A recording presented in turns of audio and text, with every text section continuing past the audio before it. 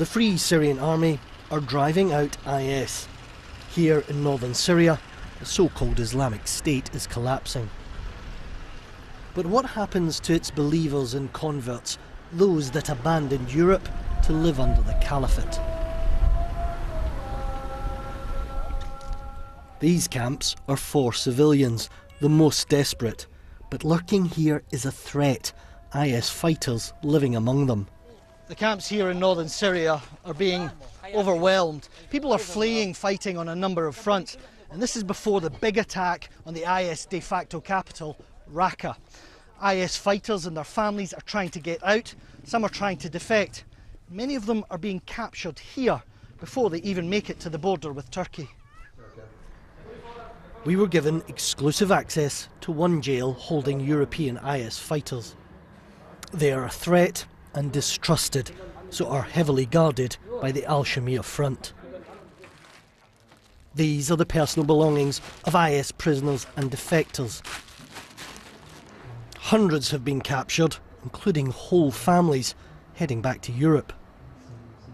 Mohammed Attila and his wife left Nîmes in France to join the Islamic State. They had a baby while in Raqqa. He says he doesn't hate France and wants to return. A friend came and told me I should leave and join the Islamic State. I let him brainwash me. I was weak and I followed him. Life under the Islamic State in Syria is difficult. There is a lot of bombing. It's not a life we wish on anyone. I had a normal life in France. I was well. I was happy. I had hobbies. I was in school. It had nothing to do with here. We live in fear.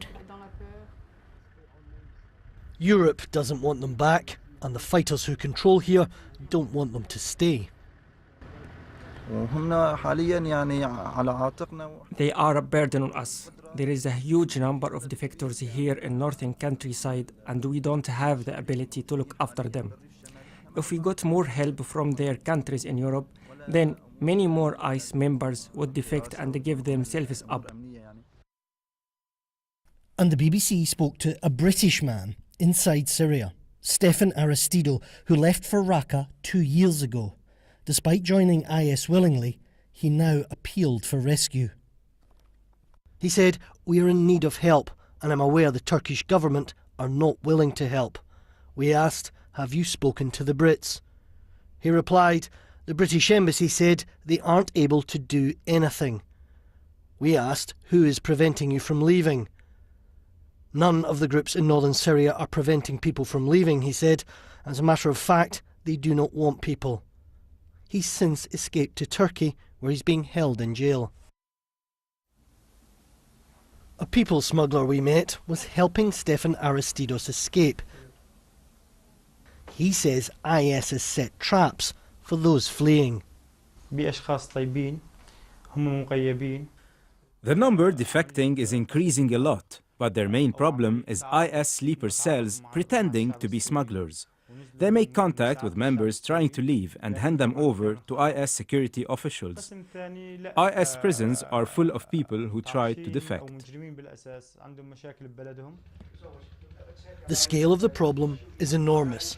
We visited 3 different prisons, all holding IS fighters from across the globe. They are battle-hardened. This man came from Palestine. There was a kind of compulsion for foreign fighters to go to the front line. Where, we asked. It's not your business, we were told, so we fought and we didn't ask questions.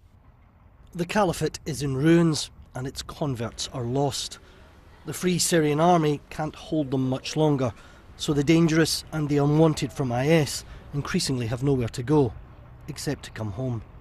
Quentin Somerville, BBC News, Northern Aleppo.